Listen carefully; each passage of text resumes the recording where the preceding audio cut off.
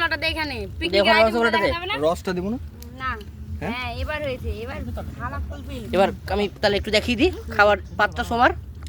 তোমরা সবাই দেখতে পাচ্ছ মাঝখানে একটি লম্বা হাতা, তার চারিদিকে অনেকটি গোল গোল গোল গোল, তারপরে পনির, তারপরে একটা গোটা রসুন, জগন্নাথ কি জয়নগরের মোয়া, মিষ্টি আছে, দই আছে, শসা আছে, পেঁয়াজ আছে।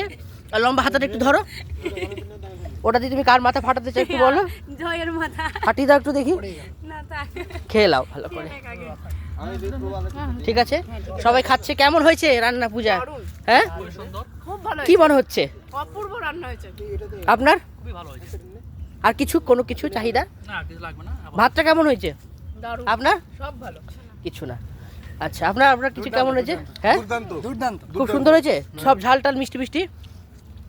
রান্নার ঠাকুর এখানে দাঁড়িয়ে আছেন, উনি ভাত তুলছেন। আর এক ঠাকুর খেতে বসেছেন।